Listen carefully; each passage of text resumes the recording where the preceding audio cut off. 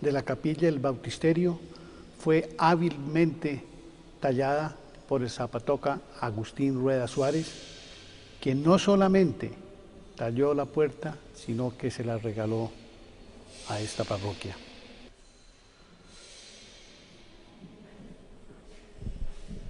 En la parte de atrás tenemos un cuadro original de Ricardo Acevedo Bernal.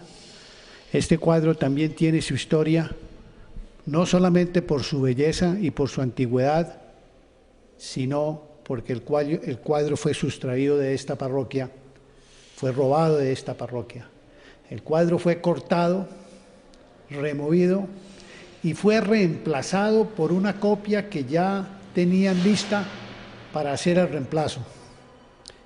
Este reemplazo duró ahí en ese marco por mucho tiempo hasta que un ciudadano se dio cuenta que algo andaba mal, hicieron las averiguaciones correspondientes y se dieron cuenta que no era el original.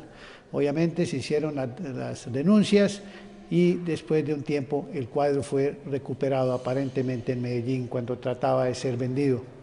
El cuadro fue recuperado, entregado de nuevo a la iglesia, pero se notan algunos imperfectos, quizás por la manera como doblaron el cuadro. Ya no son tan obvias, pues el cuadro está siendo restaurado a su originalidad.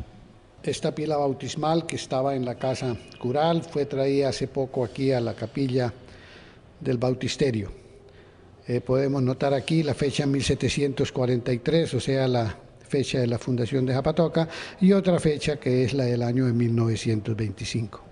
La construcción de la iglesia es toda en piedra, tanto el exterior como en el interior, pero en el año 1912, cuando ya se estaba terminando la construcción, el padre Gil Antonio Serrano, como era costumbre en la época, tapó entonces la piedra con barro y con cal. También las columnas del templo, que eran octagonales, como podemos apreciar aquí, fueron redondeadas y también la piedra fue tapada. En algún momento, después de la construcción, pues hay fotografías en las cuales se pueden apreciar, como se puede también apreciar en la sacristía, donde todavía hay un par de columnas que muestran que fueron octogonales en su tiempo. Como se podrá ver, a diferencia de las columnas en el centro de la iglesia, aquí se puede apreciar entonces que las columnas fueron octogonales en un tiempo. Estas que están aquí, como dije anteriormente, son las únicas que quedan en la iglesia de esa forma. También el piso de la iglesia en su origen no era de baldosín, sino que era de un ladrillo octogonal, que también fue cambiado en algún momento en la historia. Ahora el piso es de baldosín. Aparentemente el piso de octogonal todavía existe debajo del baldosín. También aquí en la sacristía existe este muy raro y antiguo mueble que data de 1884.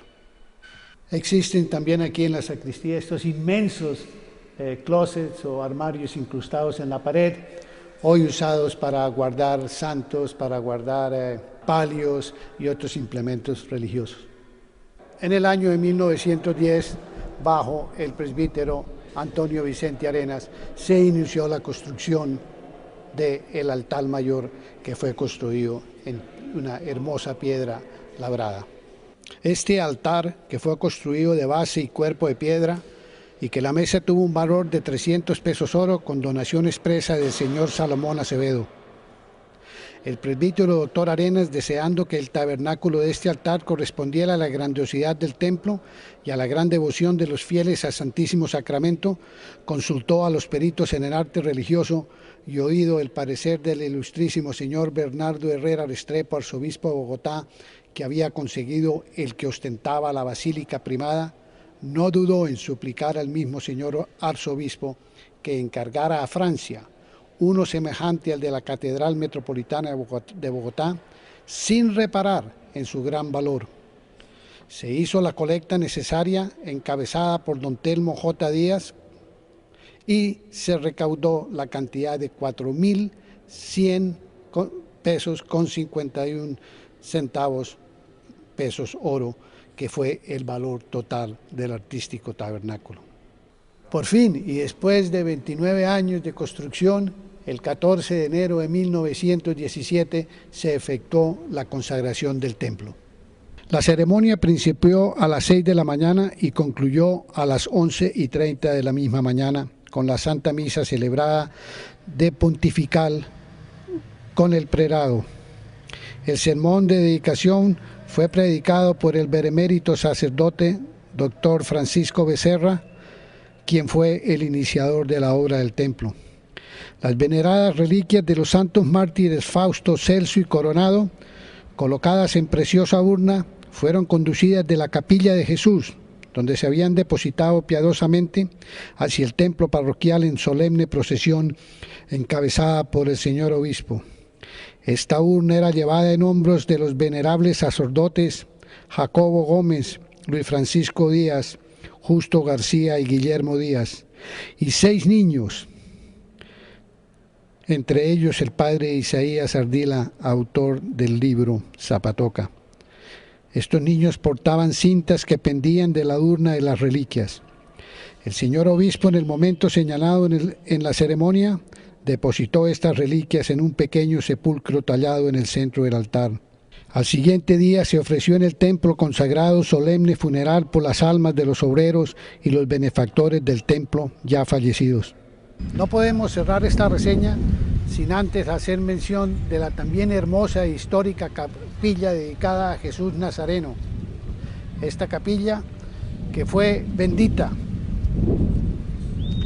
el 2 de marzo de 1839, fue después bellamente renovada y reconstruida en el año de 1968 por las hermanas belemitas. Terminamos aquí esta reseña religiosa sobre la construcción de nuestro templo parroquial. Muchas gracias.